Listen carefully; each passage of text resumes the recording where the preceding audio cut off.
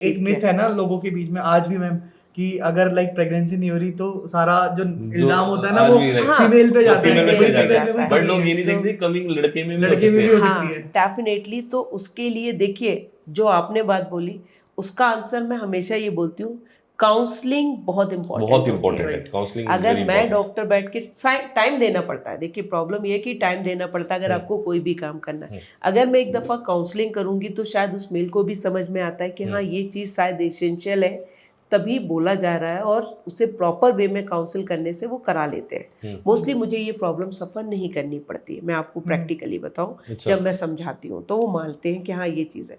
बहुत बार हमें मेल को ट्रीट करने से ही रिजल्ट मिल जाते हैं, हाँ। हमें इतने हाई फाई ट्रीटमेंट पर नहीं जाना पड़ता। फिर मुझे लगता है, जैसे मैंने पहले भी बोला, कि proper history is very important. जब आप हिस्ट्री लेना स्टार्ट करते हैं ना, तो उस हिस्ट्री में आपको बहुत सारी चीज़ें ऑटोमेटिकली पता लगती चली जाती है। फीमेल्स की तरफ से इनफर्टिलिटी का मोस्ट कॉमन कॉज तो पीसीओएस होता है। जब आप पीसीओएस को सही वे में ट्रीट करते हैं तो ऑटोमेटिकली आपके एग बनना स्टार्ट हो जाते हैं। जब एग बनना स्टार्ट हो जाते हैं तो आप अपने आप भी कंसीव कर जाते हैं। फिर डिपेंड ये करता है क्वालिटी ऑफ एग। अगर क्वालिटी ऑफ एग कॉम्प्रोमाइज्ड है तो बहुत कुछ ऐसा है जो आप कर सकते हैं, क्योंकि ट्रीटमेंट तो ऑलमोस्ट सिमिलर ही चलता है।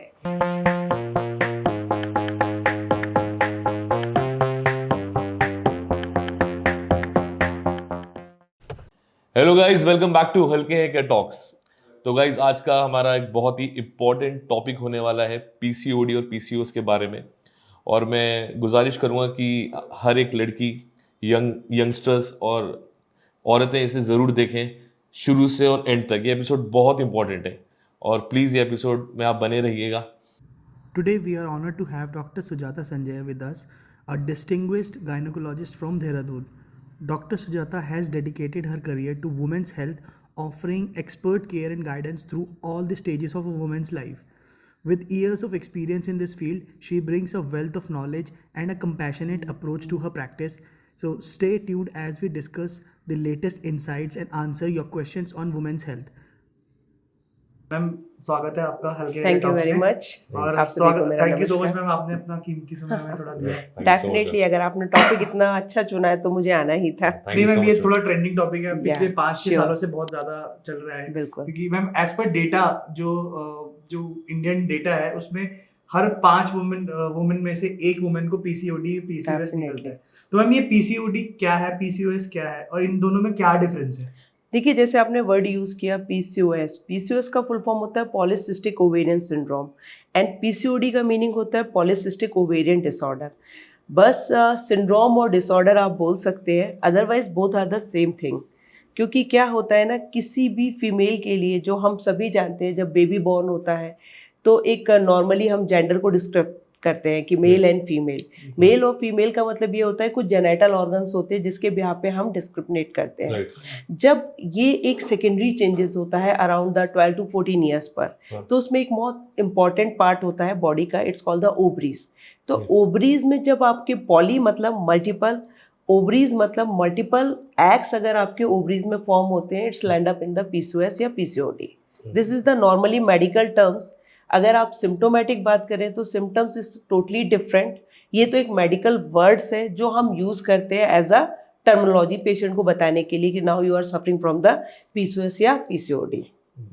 तो like ma'am, most common symptom क्या है पीसीओएस का, जो हर एक वुमेन को अवेयर होना चाहिए उसके? डेफिनेटली, देखिए ये तो एक वर्ड है जो ज़्यादातर लोग बोलने लगे हैं, या मैं बात करूँ ज़्यादातर गर्ल्स अपने आप को डिस्क्राइब करती है कि मैडम मुझे पीसीओएस हो रहा है। तो मेरा हमेशा ये बोलना होता है, आप उस मेडिकल वर्ड को क्यों यूज़ कर रहे हो कि पीसीओएस हो रहा है या पीसीओडी हो रहा है। Just you explain your self with a symptoms. आप अपने सिम्टम्स को बताओ, क्योंकि सिम्टम्स से ही हम डायग्नोसिस बनाते हैं। क्योंकि हर चीज़ यूएसजी बेस्ड नहीं होती है, अल्ट्रासाउंड बेस्ड नहीं होता है। तो पीसीओएस के सिम्टम्स क्या होते हैं, बहुत वेरिएबल सिम्टम्स होते हैं, किसी में कुछ किसी में कुछ।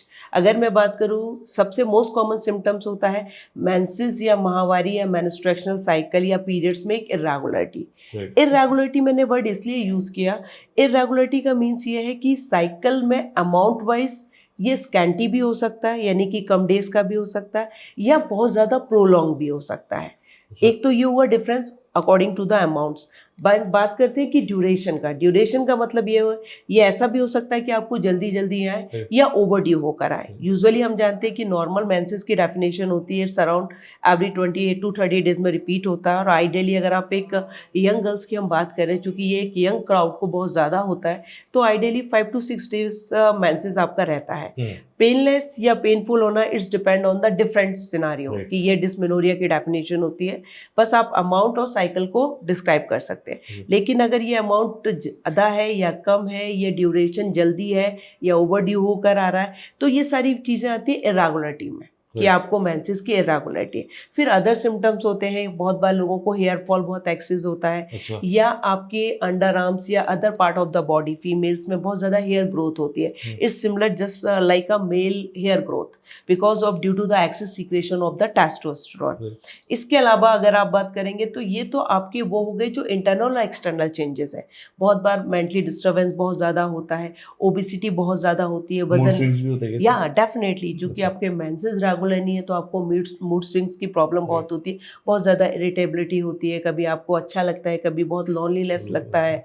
और बहुत बार ये होता है डेफिनेटली, क्योंकि मूड स्विंग्स का मतलब ही होता है ऐसे सिम्टम्स जो आपको मूड को चेंजेस करें। आप नॉर्मली एक हेल्दी लाइफ फील नहीं करते हैं। और ओबिसिटी और अंडरवेट दोनों ही इस चीज़ में आते हैं। तो सबसे पहला बहुत बार ब्रेस्ट में चेंजेस आने लगते हैं। अच्छा। तो most common symptoms is the changes in your menstruational cycle. But ma'am जैसे इसमें मैं देखता हूँ लोग लापरवाही भी कर सकते हैं कि तो बस ये कि टाइम से अगर आपको ऐसे जैसा आपने बताया कि सिम्टम्स आ रहे हैं तो तुरंत डॉक्टर को कंसल्ट करना चाहिए इसमें, राइट? देखिए, कंसल्टेंसी वाला क्या होता है ना, जैसे सोशल मीडिया बहुत अच्छी चीज़ है कि बहुत सारी आपको नॉलेज देता है। कभी कभी लोग उसको कम नॉलेज को लेकर अपने ऊपर अप्लाई करते हैं। जैसे डेफिनेटली आपने बोला if you are suffering from any problem तो फर्स्ट आपको एक बार कंसल्ट ज़रूर करना चाहिए। पहले तो ये था कि मैं मानती थी कि बहुत हेजिटेशन रहती है, लेकिन अब इतना ज़्यादा हेजिटेशन नहीं होती है। अब गर्ल्स थोड़ा सा अवेयर हो गए हैं अपनी हेल्थ को लेकर, क्योंकि मैं भी जब यूजुअली अपनी ओपीडी स्टार्ट करती हूँ तो इवनिंग या मॉर्निंग में गर्ल्स मोस्टली जो आती हैं सेम प्रॉब्लम, सभी को यही शिकायत होती है। अब बात ये आती है कि ये कब से कब तक स्टार्ट होता है। Age is very important factor. तो एज का मतलब ये है कि 12 से 13 साल से लेकर ये 45 ईयर्स तक कभी भी ये चेंजेस किसी भी फीमेल में 12-13 साल के बच्चों को भी डेफिनेटली पीसीओडी पीसीओसी प्रॉब्लम आ रही है। डेफिनेटली। देखिए, सारा सिस्टम होता है हार्मोन से रेगुलेट। अगर आपके हार्मोन्स में चेंजेस हैं तो आपको अर्ली मेनार्की यानी कि मेंसेस का समय से पहले स्टार्ट होना भी हो सकता है, या उसमें एक इरेगुलरिटीज़ की एक बार मेंसेस आते हैं। जैसे मैंने अभी देखा, कल ही मेरी ओपीडी की बात है, one of the family came in my hospital, तो उसकी बच्ची के एज इज़ अराउंड 12 ईयर्स और वेट इज़ अराउंड 81 kg। तो डेफिनेटली एज एंड वेट बहुत ज़्यादा रिलेट करता है कि अगर आपका 14 ईयर्स में या 12 साल में वजन मोर देन 80 kg है तो you are suffering from the obesity. अगर आप ओबिसिटी से सफ़र कर रहे हो तो सारे के सारे हार्मोन्स आपके ब्रेन से रेगुलेट होते हैं by the system of hypothalamus. तो जब ये चेंजेस आते हैं तो दूसरा हार्मोन्स दूसरे को रिग्रेस करके कहीं ना कहीं सप्रेशन करने लगता है। तो ये चेंजेस आना स्टार्ट होते हैं इनिशियली, बट बहुत बार गर्ल्स को ये लगता है, पेरेंट्स को ये लगता है it's a normal thing. But मेरा यहाँ ये मानना या इसको क्लैरिफाई करना बहुत ज़्यादा ज़रूरी है। अगर आपके मेंसेस स्टार्ट होते हैं और 1 ईयर में, इनिशियली 1 ईयर में कोई चेंजेस है तो इट्स ओके, क्योंकि सेटल डाउन होने में it will take time, at least 1 year. लेकिन अगर आपको ये लगता है कि 1 ईयर के बाद भी ये चीज़ कंटिन्यू है कि उसमें एक इरेगुलरिटीज़ है, अमाउंट वाइज, ड्यूरेशन वाइज या एनी अदर चेंजेस जो आपको लगता है it's may be the significant, तो डेफिनेटली आपको डॉक्टर से एज अर्ली एज कंसल्ट जरूर करना चाहिए।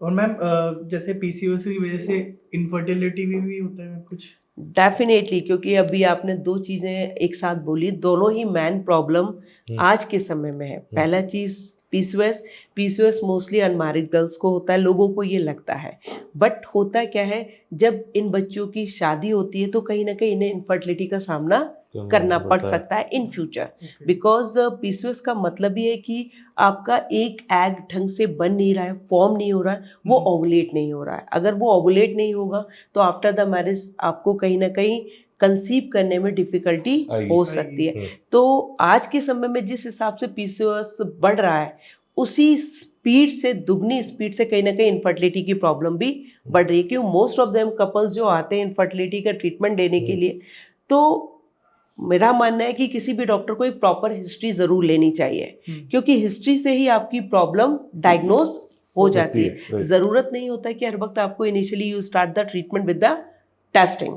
जब आप प्रॉपर हिस्ट्री लेते हैं तो बहुत बार आपको पता लगता है कि जो सामने बैठे हैं कहीं ना कहीं उनके साथ ये पीसीओएस का प्रॉब्लम पहले से था, या बहुत बार ऐसा होता है कि आफ्टर मैरिज आपकी डाइटरी हैबिट चेंज होती है, थोड़ा सा हार्मोनल चेंजेस होता है, उस वजह से भी लोगों को सडन पीसीओएस का एक इफेक्ट आता है। तो ये सब वजह बन जाता है जिसकी वजह से आपको इनफर्टिलिटी की प्रॉब्लम हो सकती है। तो मतलब ये बीमारी नहीं है, एक लाइफस्टाइल डिसऑर्डर डेफिनेटली है। आपने जो ये बोला, मैंने भी कल यही बोला था एक ये- पेशेंट को, this is not a disease, Right. This is the self made disease. Self-made ये disease. आपकी आपके अपनी lifestyle। बनाई हुई बीमारी है बीमारी है। जो पूरी तरीके से आपकी लाइफस्टाइल की देन है। तो मैम जैसे लोगों का लाइफस्टाइल है तो लाइक कैसे हमारे लाइफस्टाइल फैक्टर्स है लाइक एक्सरसाइज एंड डाइट, तो वो कैसे इम्पैक्ट करते हैं पीसीओएस को?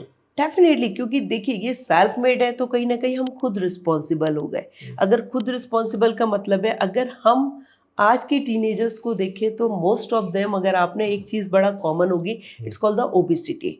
मोस्टली सभी लोग ओवरवेट हैं मोस्टली, राइट और हमारे बच्चे तो जो 12-13 साल के, चाहे वो बॉयज़ हो या गर्ल हो, ऐसा नहीं है कि पीसीओएस तो डेफिनेटली बच्चों में होता है, लेकिन ओबेसिटी की वजह से बच्चों को भी प्रॉब्लम होती है, बॉयज़ को भी प्रॉब्लम होती है, जो आगे जाके उनकी एक बड़ी प्रॉब्लम बन सकता है। क्योंकि आपने जो बात बोला कि इनफर्टिलिटी के लिए केवल 1% रिस्पॉन्सिबल नहीं होता, क्या हम बोले फीमेल ही टोटली रिस्पॉन्सिबल, बहुत बार मेल्स के साथ भी इश्यूज होते हैं। तो क्या होता है कि जब आप वेट से ज़्यादा ओवरवेट है, वेट हमेशा आपकी हाइट और एज के अकॉर्डिंग होना चाहिए। अगर आपका वेट ज़्यादा है यानी कि आप पहले से ही ओवरवेट है, उसमें कहीं ना कहीं हमारी डाइटरी हैबिट का बहुत बड़ा रोल है। बहुत बड़ा कि मोस्टली हम सभी कहीं ना कहीं, अगर मैं बोलूँ एज अ पेरेंट्स और एज अ किड्स, तो बच्चे खा रहे हैं फास्ट फूड तो पेरेंट्स भी उसे प्रमोट कर रहे हैं, क्योंकि मदर के पास, चाहे मैं बोलूँ टाइम का क्राइसिस है, वो वर्किंग लेडी है, तो कहीं ना कहीं उन्हें भी लगता है इजी गोइंग तरीका, जितने जल्दी खाना बने या बाहर जाके खिला देना, मतलब टोटली जो है हमारा लाइफस्टाइल के ऊपर है। हाँ, क्योंकि अगर आप बहुत ज्यादा कार्ब्स ले रहे हैं, अगर कार्बोहाइड्रेट राइस आपकी बहुत ज्यादा है, और हमारी फिजिकल एक्टिविटी हम सभी जानते हैं कि अब बच्चों में भी इतनी ज्यादा फिजिकल एक्टिविटी नहीं होती, चाहे वो सिक्योरिटी पॉइंट आप समझ लीजिए कि हम खुद अपने बच्चों को बाहर खेलने जाने से रोकते हैं, सेफ्टी पॉइंट ऑफ व्यू से, या बच्चे फिजिकली इतना ज़्यादा नहीं कर पाते, या पढ़ाई का लोड इतना ज़्यादा रहता है कि उनके पास टाइम ही नहीं है कि वो फिजिकल एक्टिविटी कर सके। तो कहीं ना कहीं आप एक तो डाइटरी हैबिट ऐसा रख रहे हैं जिसमें कार्बोहाइड्रेट्स बहुत ज़्यादा है, जिसकी आपको ज़रूरत नहीं है इस एज में। इस एज में बेसिकली ज़रूरत होती है हाई प्रोटीन डाइट की, जो आपकी बॉडी को डेवलप करता है, और आप खा रहे हैं ज़्यादा से ज़्यादा कार्बोहाइड्रेट्स इन फॉर्म्स ऑफ किसी भी फास्ट फूड में आप देख लीजिए, और फिजिकल एक्टिविटी ऑलमोस्ट आपकी नहीं है, और स्टडी का प्रेशर डिफरेंट है। हम सभी बोलते हैं कि हम सभी स्ट्रेस में हैं, डेफिनेटली स्ट्रेस एक वर्ड है, लेकिन अब हम सब उसे एक्स्ट्रा वे में ले रहे हैं। बच्चे भी पढ़ाई को बहुत ज़्यादा स्ट्रेस का नाम देते हैं। तो ये तीनों चीज़ें मिलकर कहीं ना कहीं हार्मोन्स को इतना ज़्यादा डिस्टर्ब करते हैं कि आप चाहें या ना चाहें आप पीसीओएस में ऑटोमेटिकली एंटर हो जाते हैं। तो जो इसका जो क्योर है वो क्या सिर्फ लाइक ट्रीटमेंट के थ्रू हो सकता है, कुछ नेचुरल, जैसे भी आपने बताया कि जैसे हमारी डाइट में हमारा जो लाइफस्टाइल वो खराब है, तो नेचुरल भी हम अपनी लाइफस्टाइल ठीक करके इसका क्योर कर सकते हैं, या सिर्फ ट्रीटमेंट के थ्रू ही ये ठीक हो सकता है?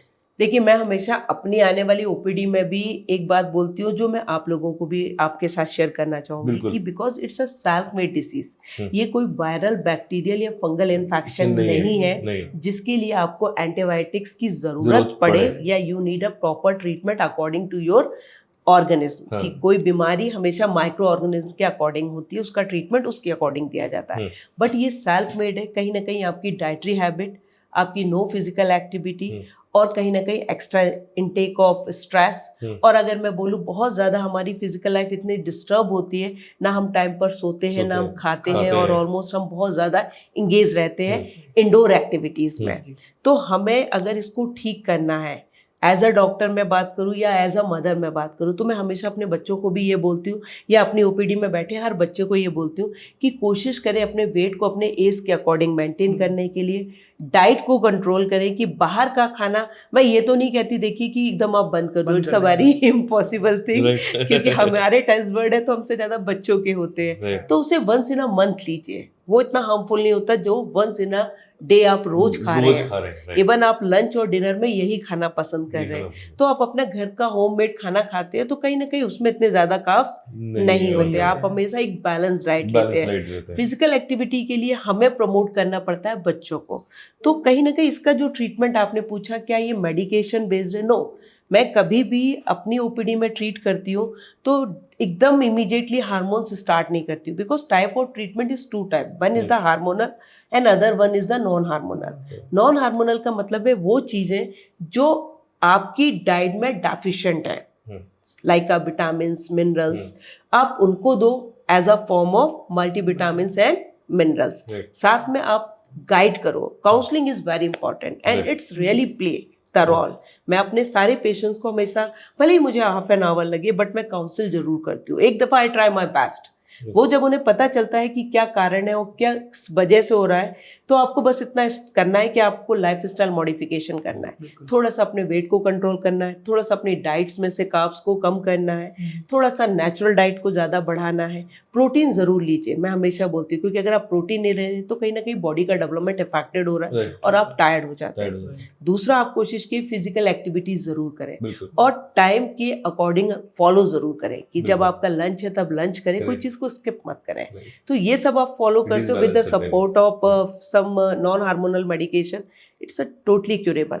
Definitely it's a recurrentable, that is very important कि ये recurrentable है, वो आपको जैसे समझ में आ रहा है बातों से भी कि अगर ये सेल्फ मेड है, आज आपने फॉलो किया, आपने क्योर कर लिया, कल आपको लगा कि आप या आपको लगे कि नहीं ना मैम ओके, तो हम रीस्टार्ट कर देते फिर से सेम रूटीन, तो आपको फिर से ये हो सकता है। तो इसका सेल्फ मेड बैलेंस रहेंगे तो मुझे नहीं लगता है कि ये चीज के लिए आपको ज्यादा डॉक्टर्स के चक्कर करने पड़ेंगे। डेफिनेटली मैम, इसके कोई टेस्ट भी होते हैं पता करने के लिए? हाँ, क्या होते हैं? डेफिनेटली जब भी हम किसी भी बच्चे को ट्रीट करते हैं या किसी भी पेशेंट को, उसने मुझे बोला कि मेरे मेंसेस रेगुलर नहीं है, तो हम एक रूटीन में अल्ट्रासाउंड करने के लिए बोलते हैं, जो इट्स अ नॉर्मल अल्ट्रासाउंड, और उसके साथ साथ कुछ ब्लड टेस्ट रिकमेंड करते हैं, जैसे कि कोई मेडिकल इशू भी हो सकता है, जैसे थायराइड है, शुगर है, ये सब प्रॉब्लम होती है, इसके साथ कुछ आपके hormones LH, FSH and serum, prolactin या शुगर। अच्छा, हाँ, अगर आपके इसमें थायराइड में सपोज डेट, बहुत बार बच्चों को भी थायराइड होता है, आपको जानकर बहुत सरप्राइज होगा। अच्छा, बच्चों को, लेकिन इतने सारे बच्चे तो बिकॉज होता है क्या है कि मोस्टली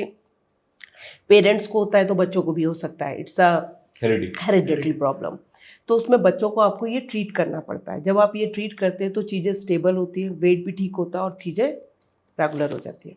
मैम, अभी जैसे थायराइड के बारे में आपने बात करी, तो लाइक जैसे कोई कपल्स हैं जो कि प्रेगनेंसी प्लान कर रहे हैं, तो उस चीज़ के लिए थायराइड लेवल कितना होना चाहिए? क्योंकि एज नॉर्मल जितना होता है वो 5 से नीचे होना चाहिए नॉर्मल, बट कंसीव करने के लिए मैंने सुना है कि कुछ और नंबर्स होते हैं। तो हाँ, बिल्कुल सही, क्योंकि एक्चुअली आइडियली क्या होता है, रेंजेस थोड़ी थोड़ी वेरिएबल होती है, depend on lab to lab, otherwise standard range होती है। अगर आप एक नॉर्मल वे में है तो 4.5 is the last limit for the thyroid, but in case of pregnancy, अगर आप प्रेग्नेंट हैं तो फीमेल का थायराइड इज़ वेरी इंपॉर्टेंट, अगर उसकी वैल्यू 3 से ज़्यादा नहीं होनी चाहिए। ये भी डिपेंड करता है ट्राइमेस्टर वाइज, अगर आपके फर्स्ट 3 मंथ है तो आपका 3 से अबव नहीं होना चाहिए, बिकॉज अगर आपका 3 से अबव है तो आपको थोड़ा सा सपोर्टिव मैनेजमेंट पर रहना पड़ता है, बिकॉज ये इनिशियल मंथ इतने इंपॉर्टेंट होते हैं कि मोस्टली जो बेबी का फॉर्मेशन होता है या उसके हर पार्ट का बनना, उस दौरान ये सारी प्रोसेस चलती है। तो इसलिए थायराइड की रेंज हमेशा हम लोग 3 से नीचे रखने के लिए बोलते हैं। इट्स अ वेरी कॉमन कि यहाँ पे थायराइड के पेशेंट्स बहुत ज़्यादा है, जैसे मैंने देखा है, वन ऑफ द पेशेंट मैंने डिलीवर कराया था, उसकी मदर ने एक्चुअली पूरे 9 मंथ तक थायराइड नहीं लिया था, तो बेबी बॉर्न हुआ इज़ अराउंड 5.5 kg का, नॉर्मल डिलीवर हुआ, बट एक जो लुक होता है ना, it's not a obese baby है ना, उसका लुक इज़ वेरी डिफरेंट। तब हमने इमीडिएटली उसका चेक किया, तो ये बाय बर्थ भी होता है, जो मैं बोल रही थी आपसे कि ये बहुत बार हेरिडिटरी होता है कि आप पेरेंट्स से बच्चों को मिला। तो इस कंडीशन में फीमेल्स को भी ध्यान रखना चाहिए, अगर वो नॉन प्रेग्नेंट फेज़ में या प्रेग्नेंट फेज़ में है, तो अगर उनको थायराइड का प्रॉब्लम है। बहुत बार ऐसा क्या होता है कि लोगों को ये एक थोड़ा सा मिसकंसेप्शन रहता है कि अगर हमने एक बार स्टार्ट किया medication like a thyroid, BP and the sugar, तो हमें ये लाइफ लॉन्ग लेना पड़ेगा। तो मैं हमेशा ये बोलती हूँ, ज़रूरी नहीं है कि अगर आपने स्टार्ट किया तो आपको लाइफ लॉन्ग ये लेना पड़ेगा। अगर आप प्रेगनेंसी की बात कर रहे हैं तो इनिशियली बहुत बार चलता है, फिर ब्रेक करके जब रीचेक किया जाता है, the values in the normal limit, तो उसे हम बंद भी कर सकते हैं। तो बट ये है कि हाँ, अगर आपको प्रॉब्लम है तो लेने में कोई इशू नहीं होता है। जब मेरा एक क्वेश्चन था कि लाइक पीसीओएस को लाइक कैसे मेंटल हेल्थ कैसे मैनेज करती है, लाइक पीसीओएस के सिम्टम्स को?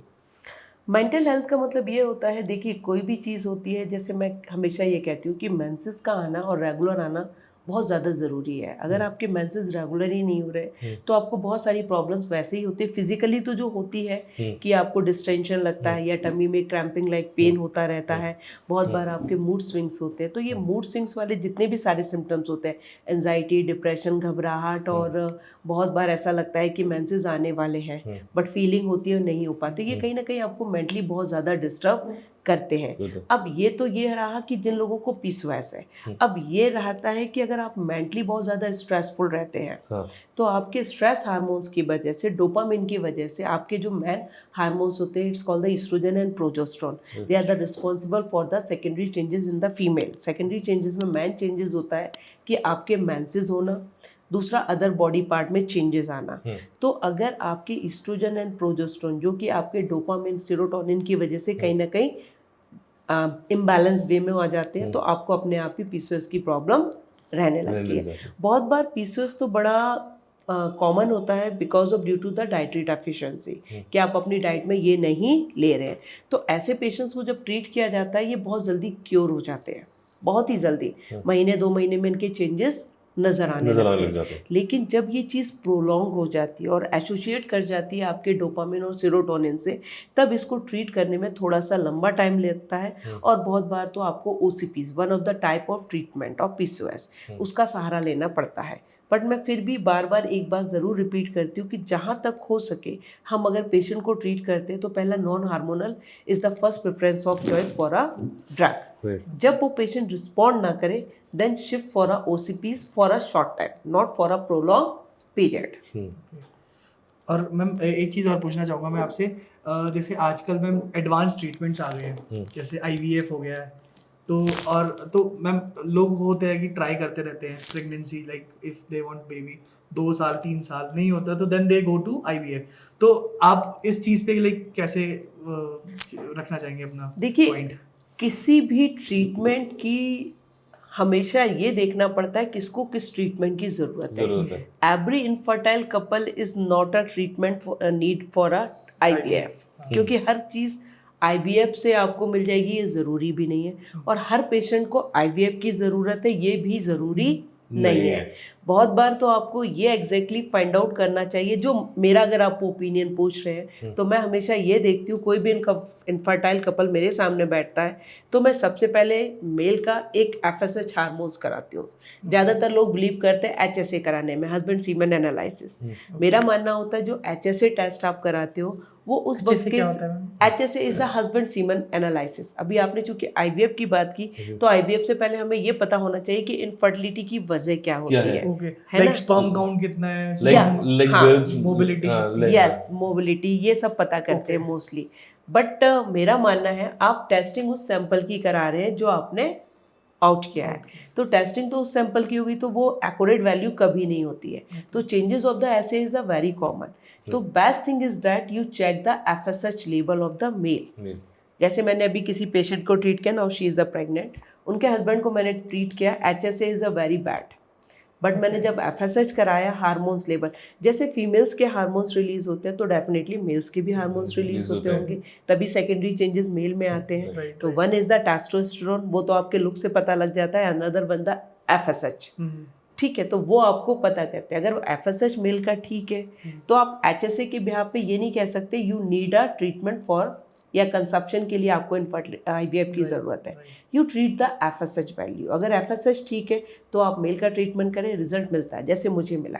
मेरी पेशेंट वही ने एक कंसीव मिथ किया। है ना लोगों के बीच में आज भी मैम, कि अगर लाइक प्रेगनेंसी नहीं हो रही तो सारा जो इल्जाम होता है ना आज वो भी like- हाँ, फीमेल पे जाता है, फीमेल में female चले पे जाते जाता में है। बट कमी लोग है। ये नहीं तो- देखते कमी लड़के में भी हो लड़के में सकती भी है। हो हाँ सकती है। डेफिनेटली। तो उसके लिए देखिए, जो आपने बात बोली उसका आंसर मैं हमेशा ये बोलती हूँ, काउंसलिंग बहुत इंपॉर्टेंट बहुत होती इंपॉर्टेंट है। है काउंसलिंग, अगर मैं डॉक्टर बैठ के टाइम देना पड़ता है, देखिए प्रॉब्लम ये है कि टाइम देना पड़ता है अगर आपको कोई भी काम करना है। अगर मैं एक दफ़ा काउंसलिंग करूंगी तो शायद उस मेल को भी समझ में आता है कि हाँ ये चीज़ शायद एसेंशियल है, तभी बोला जा रहा है, और उसे प्रॉपर वे में काउंसिल करने से वो करा लेते हैं। मोस्टली मुझे ये प्रॉब्लम सफ़र नहीं करनी पड़ती है, मैं आपको प्रैक्टिकली बताऊं। अच्छा। जब मैं समझाती हूँ तो वो मानते हैं कि हाँ ये चीज़ है। बहुत बार हमें मेल को ट्रीट करने से ही रिजल्ट मिल जाते हैं, हाँ। हमें इतने हाई फाई ट्रीटमेंट पर नहीं जाना पड़ता। फिर मुझे लगता है, जैसे मैंने पहले भी बोला, कि proper history is very important. जब आप हिस्ट्री लेना स्टार्ट करते हैं ना, तो उस हिस्ट्री में आपको बहुत सारी चीज़ें ऑटोमेटिकली पता लगती चली जाती है। फीमेल्स की तरफ से इनफर्टिलिटी का मोस्ट कॉमन कॉज तो पीसीओएस होता है। जब आप पीसीओएस को सही वे में ट्रीट करते हैं तो ऑटोमेटिकली आपके एग बनना स्टार्ट हो जाते हैं। जब एग बनना स्टार्ट हो जाते हैं तो आप अपने आप भी कंसीव कर जाते हैं। फिर डिपेंड ये करता है क्वालिटी ऑफ एग। अगर क्वालिटी ऑफ एग कॉम्प्रोमाइज्ड है तो बहुत कुछ ऐसा है जो आप कर सकते हैं, क्योंकि ट्रीटमेंट तो ऑलमोस्ट सिमिलर ही चलता है।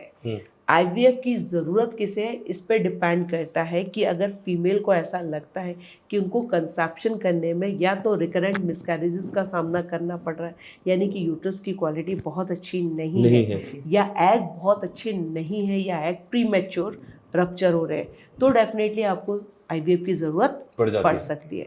बट उस तक जाने के लिए पहले ये डिसाइड भी करना पड़ता है कि सच में पेशेंट को ज़रूरत है भी है नहीं। मैंने अगर अपने कैरियर में बात करूं, मेरे को ऑलमोस्ट काम करते करते 15-16 साल हो रहे हैं, उसमें अगर मैंने बोला तो मैंने 2 या 3 दो पेशेंट्स को आईवीएफ के लिए रिकमेंड किया। अच्छा, वेरी नाइस। वो उस लिए तब वो 45-50 पर वो प्लान कर रहे हैं पेशेंट्स, और उनके साथ प्रॉब्लम ये है कि one of the my patient 45 पर वो प्लान कर रहे हैं, उनके ओवरीज बिल्कुल भी श्रिंक हो चुकी हैं, तो वो फंक्शनिंग है ही नहीं है, तो definitely she need a IVF. Other one, उसके फाइब्रॉइड के चलते उसका पूरा यूट्रस ऑलमोस्ट कॉम्प्रोमाइज्ड हो गया है, वो भी 45 प्लस है। इस दौरान मुझे नहीं लगा कि मुझे आईवीएफ की ज़रूरत पड़ी किसी पेशेंट को रिकमेंड करने की। और आप जब पेशेंट के साथ लगे रहते, जैसे मैंने हमेशा बोला, इनफर्टिलिटी पेशेंट के लिए 2 चीज़ें बड़ी इंपॉर्टेंट है, पहली काउंसलिंग, दूसरा पेशेंट्स इन बोथ साइड, कि डॉक्टर भी अपना रखे और पेशेंट भी रखे, और फेथ इज़ वेरी इंपॉर्टेंट। विश्वास तो बहुत ज़रूरी है। यस, आप करते हैं तो मिलता है। मैं आज ऑलरेडी सर से भी डिस्कस कर रही थी कि मैंने कभी कोविड के टाइम पर किसी का ट्रीटमेंट किया, ऑलमोस्ट मुझे 1.5 साल लगा उनको ट्रीट करते करते करते करते। उन्होंने कंसीव किया, सेकंड बेबी अपने आप ही कंसीव कर लिया। क्या? तो ऐसा नहीं है ना कि पेशेंट में कोई ऐसा मेजर प्रॉब्लम बहुत बार डिसॉल्व हो जाती है, सेकंड के लिए उसे कोई काउंसलिंग की जरूरत नहीं पड़ी, कोई ट्रीटमेंट की, तो टाइम लगता है बट रिजल्ट डेफिनेटली मिलता है। बट उतना पेशेंस रख पाना दोनों तरफ से मुश्किल है। दैट्स मैम वो प्रेशर होता है ना, फैमिली प्रेशर। यस, हाँ, नहीं वो सब तरफ से होता है। आपको सोसाइटी का प्रेशर अलग है, फैमिली का प्रेशर अलग है, और फिर एक कपल्स का भी ये रहता है कि पहले तो हम चाहते नहीं है। देखिए होता है, ये बड़ा इंपॉर्टेंट है, मैं आपको बताऊं कि पहले कपल्स चाहते नहीं है कि हमें फैमिली प्लान करनी है, तो वो ये लगता है उन्हें कि हम नहीं चाह रहे, दैट्स वाई हमें कंसीव नहीं हो रहा है। बट बहुत बार सच ये भी होता है कि आप चाह नहीं रहे लेकिन कंसीव नहीं कर पा रहे हैं। आपको एक दफ़ा काउंसलिंग के लिए उस वक्त जाना चाहिए, मेरा मानना होता है जाना चाहिए। ट्रीटमेंट लेना है या नहीं लेना है, देना है या नहीं देना, ये डिपेंड करता है आपके डॉक्टर के ऊपर। फिर जब आप प्लान करते हैं ना, आपको लगता है कि इस महीने मैंने सोचा मुझे रिजल्ट आना चाहिए। आइडियली मेरा मानना होता है, मैं इनफर्टिलिटी की डेफिनेशन में हमेशा ये कहती हूँ, जब तक आप विदाउट एनी प्रिकॉशन, बिना सावधानी के आप 1 साल तक ट्राई कर रहे हैं और आपने नहीं कंसीव कर पाया, तब आपको अपने आप को ये बोलना चाहिए कि मे बी हम इनफर्टिलिटी की प्रॉब्लम से सफ़र कर रहे हैं और हमें ट्रीटमेंट की ज़रूरत है। बट ऐसा होता नहीं प्रैक्टिकली। लोगों को लगता है इस महीने मैंने ट्राई किया, मैंने कंसीव नहीं किया, तो अब मुझे डॉक्टर के पास जाना। हाँ, और फिर उसे तुरंत चाहिए, तुरंत देखिए एकदम नहीं हो पाता। आइडियली जब आपको 1 साल रिकमेंडेटेड है, किसी कपल, इस depend on your fertility, AMH level, किसी का AMH लेवल बहुत अच्छा होता है तो वो, और दूसरा एज इज वेरी इंपॉर्टेंट। अगर आप देखें 20 से 25 साल में लोग 1-2 बार ट्राई करते कंसीव कर लेते, लेकिन 25 से 30 साल में लोगों को कंसीव करने में 6-8 मंथ लग जाते हैं, आइडियली लग जाते हैं।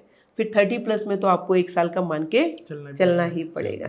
इसलिए मैं कहती हूँ अगर आप प्लान भी कर रहे हो, कंसीव नहीं कर रहे हो, और नहीं भी प्लान कर रहे हैं तो भी नहीं कंसीव कर रहे, तो एक दफ़ा आपको काउंसलिंग ज़रूर लेनी लोग लापरवाही चाहिए। करते थे, बट लोग वहाँ पे ये सोचते अभी हमने नहीं चाहा तो मतलब सब चीज़ें हाँ, हमारे लोग हाथ नहीं, में हाँ, है, नहीं, बट वो ऐसा नहीं, फैक्ट पर नहीं वो ये नहीं होता। देखते हैं कि क्या हाँ, इसके पीछे कॉज है कि क्यों या हो रहा है। डेफिनेटली वो फैक्ट नहीं होता है कि अगर ऐसा लग रहा है आपको कि आप प्लान नहीं करें, नहीं, लेकिन आप प्रिकॉशन भी तो नहीं ले रहे, Precaution तो भी भी आप कंसीव नहीं कर नहीं कर रहे, पा रहे। तो डेफिनेटली एक बार मिलना चाहिए मिलना उस चाहिए, दौरान, उस क्योंकि दौरान। तब आपके अंदर एक प्रेशर नहीं होता। नहीं जब होता है। प्रेशर आता है तब तो आप ऑटोमेटिकली सारी चीजें आ जाती है। चेंज होती है। अच्छा मैम, जैसे मैं देखता हूँ कि आज भी रूरल एरियाज में पीसीओडी पीसीओएस के बारे में कुछ नहीं पता है लोगों को, तो लाइक क्या कंपैरिजन है उनका लाइफस्टाइल अर्बन लाइफस्टाइल से? अभी आपने बोला लाइफस्टाइल बहुत इसमें डिपेंड करता है, क्योंकि वहाँ भी आज लोग बिल्कुल रॉ रॉ की तरह रहते हैं, बिल्कुल देसी रहते हैं। अब यहाँ के इतनी फैसिलिटीज हो गई हैं, तो क्या वो है कि उन्हें वहाँ ये चीज़ें नहीं मिलती है, पीसीओडी पीसीओएस ये सब देखने को?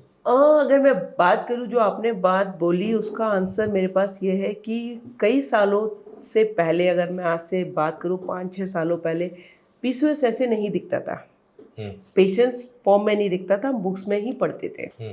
फिर बात करते हैं जगह का और क्लाइमेट का और प्लेसेस का क्या रहता है। मैंने यहाँ पे पीसीओएस बहुत कॉमन देखा है, बहुत अर्बन या नो, मैं अर्बन्स की बात नहीं कर रही, मैं स्टेट की बात कर रही हूँ। स्टेट इस स्टेट में गाँव में मैंने, या बिल्कुल मैं वहीं पर आ रही हूँ कि इस स्टेट में मैंने बहुत ज़्यादा पीसीओएस देखा है। उत्तराखंड में आपने फिर अगर आप बात करते हैं शहर में, अर्बन और रूरल एरियाज में, पहाड़ों में हमारे, तो जो शहरों में दिख रहा है वो अब पहाड़ों में भी दिखना शुरू हो बहुत दिख रहा है। मेरे पास मेरी क्लाइंटेज पहाड़ों की बहुत ज़्यादा है, तो पहाड़ों से भी बच्चियाँ आती हैं, उनको भी पीसीओएस का इशू अच्छा, हो रहा है। ये तो तो बड़ी अगर strange है। हम ये सोच रहे हैं कि पीसीओएस केवल शहरों में, बस डिफरेंस ये है कि शहरों में लोग जल्दी पहुंच जाते हैं, मेडिकल फैसिलिटीज गाँव के होती है, लोग थोड़ा बहुत लेट हाँ पहुंचते हैं। वो थोड़ा लेट पहुंचते हैं, बट पीसीओएस दोनों जगह पर ऑलमोस्ट इक्वली इफेक्टेड है।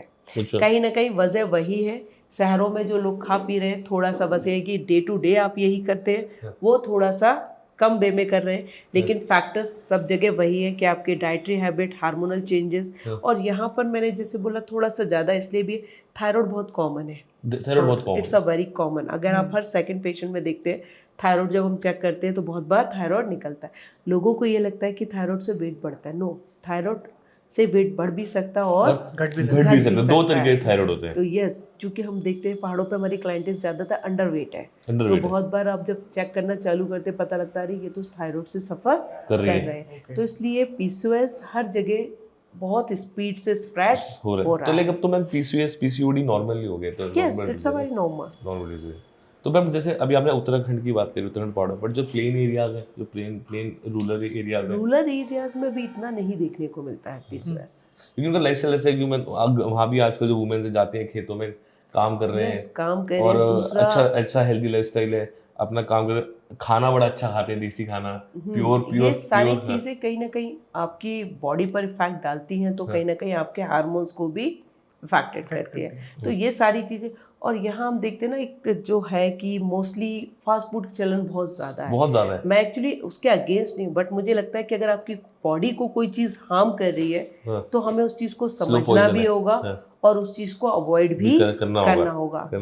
तो बहुत लेट हो जाती है जब लोग लापरवाही बहुत करते हैं। डेफिनेटली हम जब काउंसलिंग करते हैं तो मुझे लगता है हम काउंसलिंग कर रहे हैं, दूसरा सुन रहा है या नहीं सुन रहा है, या उसका इंटरेस्ट अडॉप्ट करेगा, या बट टेस्ट बर्ड के लिए तो लोगों का ये रहता है कि नहीं, मुझे जो चीज़ पसंद है मैं वो खाना है, बट प्रॉब्लम ये है कि वो हेल्थ को बहुत ज़्यादा चटोरे हो गए आजकल लोग, कम चोटारा बनना थोड़ा गाइस। तो बट ये है कि जब आप समझाते हैं तो बच्चों को भी समझ में आता है। बट हाँ, जिस तरह से पीसीओएस बढ़ रहा है तो उसके लिए ये एक ज़रूरी है, जो हम लोग करते भी, कि स्कूलों में जाके बच्चों को अवेयर करना बहुत ज़्यादा ज़रूरी है। अगर आप स्कूलों में जाके अवेयर करते हैं बच्चों को, तो बच्चे उस चीज़ को समझते हैं। बच्चे जल्दी समझते हैं तो वो पेरेंट्स को काउंसलिंग करते हैं, तो पेरेंट्स को भी समझ में आता है कि हाँ, मेरे बच्चे को ट्रीटमेंट की ज़रूरत है। और मैम एक और चीज़ पूछूंगा मैं आपसे, लाइक आजकल जो ये बर्थ कंट्रोल पिल चल रही हैं, आईपीएल हो गया और जो भी ये सब है, क्योंकि आज बहुत उसके भी बहुत साइड इफ़ेक्ट्स होते हैं। जैसे जो अनमैरिड कपल्स होते हैं, सो लाइक प्रेगनेंसी से बचने के लिए दे यूज़ बर्थ कंट्रोल पिल्स, तो मैम उस वो कितना इम्पैक्ट करती हैं और- एक और- हेल्थ को, और right. इसकी वजह से यार इन गोइंग फ्यूचर और उनको कुछ ना कुछ हार्मोनल इम्बैलेंस तो होता ही हो। तो तभी तो हम तो मैम एक इनफर्टिलिटी से क्वेश्चन और जूझ था, रहे हैं जैसे अभी डेफिनेटली। अभी मयंक भाई ने पूछा आपसे कि अनमैरिड कपल्स भी आपके पास आते हैं काफी। बिल्कुल आते हैं। देखिए, मैं हमेशा ये बात बोलती हूँ कि आप कुछ भी अपनी बॉडी पे एक्सपेरिमेंट करने से पहले बेटर है आप अपने कलीग से मत पूछें। देखिए, आज के समय में हम चीज़ों को बांध नहीं सकते, लोगों को रोक नहीं सकते। तो उसका एक सॉल्यूशन तो ये है कि आप अपने लिए अवेयर रहें। आप जो करने वाले हैं, एक बार अपने डॉक्टर से कंसल्ट करें। देखिए, अब कोई चीज़ें हिडन नहीं है कि हमारे ना बोलने से या हमारे ना डिस्कस करने से वो चीज़ नहीं होंगी। सोसाइटी में जो चल रहा है बीइंग अ पार्ट, हम सभी जानते हैं। अब उसके लिए ज़रूरी है, जैसे गर्ल्स हैं, बहुत बार वो अपने कलीग से, अपने फ्रेंड से होता है कि मेरे पीरियड मिस हो गई या ऐसा हो, तो उसने एडवाइस किया ये ले लो। या बहुत बार तो ये तो आपने एक बात बोली कि लोग किट यूज़ करें, बहुत बार लोग तो प्रोलोंगेशन, अपने मेंसेस को प्रोलोंग करने के लिए भी मेडिकेशन का यूज़ करते हैं। अच्छा। तो बेटर है कि आप अपने फ्रेंड से पूछने के बाद आप डॉक्टर के से पास consult कर जाएं। लें। डॉक्टर से कंसल्ट करेंगे, डॉक्टर आपको एक प्रॉपर एडवाइस तो देंगे ना। बिल्कुल राइट। कहीं ना कहीं बहुत नुकसान बार नहीं होगा। आप किट खा लेते हैं, उसके कॉन्सिक्वेंसेज इन फ्यूचर में ये बहुत बार होते हैं कि ब्लॉकेज आ जाते हैं, ट्यूब्स बंद हो जाती है, आफ्टर मैरिज आपको कंसीव करने में प्रॉब्लम आ सकता है, सो मैनी थिंग्स ना। Right. बट जब तक आपको ये बताएगा नहीं कोई, आप जाके पूछेंगे नहीं, तो आप वो गलतियां रिपीट करते हैं। वे में करते वो रहेंगे। एक डर बैठा रहता है ना हाँ। लोगों के डर अंदर बैठे कि हाँ चल दोस्त से पूछ लेते तो हैं। ले- देखिए, मैं family- हमेशा family ये से बोलती लोग हूँ, डरते जब हैं, हाँ। अगर आप उस डर से छोड़कर अपने हेल्थ के लिए सोचेंगे ना, तो फिर तो शायद आप पूछ पाएंगे। लोग लाइक फैमिली को पता हाँ। चल गया तो कैसी बेइज्जती हो जाएगी, ये होगा तो सब अब प्रॉब्लम ये है ना कि आप जब डिस्कस, देखिए चीज़ें तो खुलकर आ ही जाती हैं, हाँ। उसमें कुछ भी कुछ हिडन नहीं hidden नहीं रहता है। है। अगर आपको प्रॉब्लम्स होती है then you go to your doctor after marriage. Before marriage आप नहीं गए तो आफ्टर मैरिज गए। जब आपको पूछा जाता है डिटेल हिस्ट्री तो सबको सब समझ में आ जाता है, और डॉक्टर से तो मुझे लगता है कुछ वैसे भी नहीं छिप पाता है। तो बेटर है कि आप उनसे कंसल्ट करके अगर आप उनके अकॉर्डिंग करें तो शायद उतने हार्म्स नहीं होंगे जितने आपको सफ़र करने पड़ सकते हैं। तो मैम जैसे आज भी as compare to other country, आज भी इंडिया में एक सेक्सुअल एजुकेशन में गैप है। यस, तो उस सेक्सुअल एजुकेशन में हम कैसे उस गैप को कैसे फुलफिल कर सकते हैं? देखिए, एक ही चारा है, अगर हमें अपने इन फ्यूचर अपनी जनरेशन को बचाना है, चाहे वो किसी भी समस्या के लिए। जैसे हम सभी जानते हैं कि इस समय सारी चीज़ें एक साथ प्रॉब्लम बन रही हैं कि लोगों को अवेयर नहीं होता है, तो ना चाहते हुए बच्चे इस तरह की मेडिकेशंस का इंटेक कर रहे हैं। चाहे हम किसी भी बात पर डिस्कस करें, चाहे वो अल्कोहल कंजप्शंस हो या स्मोकिंग के हैबिट्स हो या कुछ भी ऐसी चीज़ें, तो ज़रूरी है कि हम उनको अवेयर करें, उनको हेल्थ से रिलेटेड हर चीज़ समझाएं। बच्चों को आप नॉलेज देंगे, अगर सही वे में मिलती है तो वो उसका प्रॉपर यूज़ करते हैं। प्रॉब्लम ये है हमारे देश की, जो मुझे लगता है कि हम उन बातों को डिस्कस नहीं करते हैं। हम एज अ पेरेंट्स नहीं सोचते हैं कि बच्चियों को हमें क्या समझाना चाहिए, वो हमें ज़रूर समझाना चाहिए। हमारे यहाँ ये होता है कि टेलीविज़न पर अगर कोई ऐड ऐसा इससे रिलेटेड आता है तो हम उसको बंद करना या बच्चों को ना दिखाने।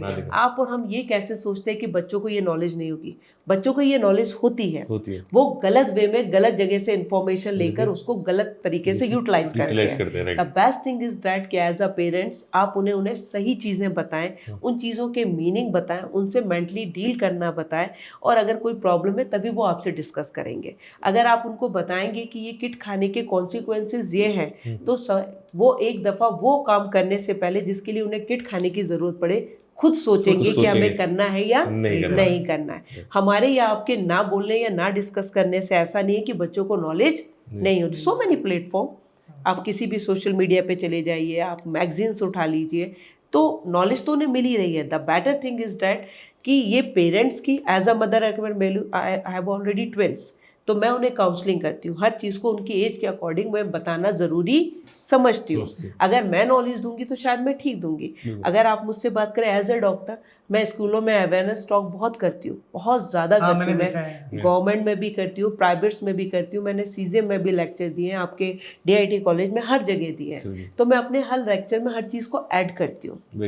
एटलीस्ट आपको एक सही पर्सन, जो एक क्वालिफाइड पर्सन है, वो नॉलेज देगा तो आपको सही देगा। आप उस चीज़ का सही यूटिलाइज करो। मेरी अपनी OPD में पेशेंट्स बहुत आते हैं तो मैं सबको समझाती हूँ। मैं ये नहीं बोलती कि आपने ये करा क्यों। डेफिनेटली हम आप उस चीज़ को नहीं रोक सकते, वो तो चीज़ें हो ही रही है, बट हम उन्हें गाइड तो एटलीस्ट कर सकते हैं प्रॉपर वे में। तो awareness is most important part of our life. अगर हम अवेयर करेंगे तो चीज़ें शायद इतनी बस्ट नहीं होंगी जो हो रही हैं। तो मैम यहीं पर ही एंड करते हैं आज का एपिसोड। बहुत अच्छा लगा आपसे। Thank you so much ma'am. Thank you so much. Thank आप you. हल्के टॉक्स में आपने अपना कीमती समय निकाला, हम लोग काफ़ी टाइम से प्लान कर रहे थे। हाँ डेफिनेटली, आप लोगों ने बोला था बट हो नहीं पा रहा था, बट इट्स माय प्लेजर कि मैं आई, और it's such a nice topic. Thank you. और मुझे लगता है कि डिस्कशन और अवेयरनेस किसी भी माध्यम से दी जाए या ली जाए, it's a good thing. Good thing, right. Thank you so much. Thank you so much ma'am. तो गाइज आज का एपिसोड हम यही ख़त्म करते हैं, और प्लीज़ ये एपिसोड आप स्टार्ट शुरू से एंड तक ज़रूर देखिएगा, बहुत बहुत इंपॉर्टेंट टॉपिक है ये। और बाकी हम ऐसी और टॉपिक्स लेके आए, प्लीज़ कमेंट करिए और लाइक शेयर और घंटा बजाना मत भूलना। Thank you so thank you much. So bye. Much.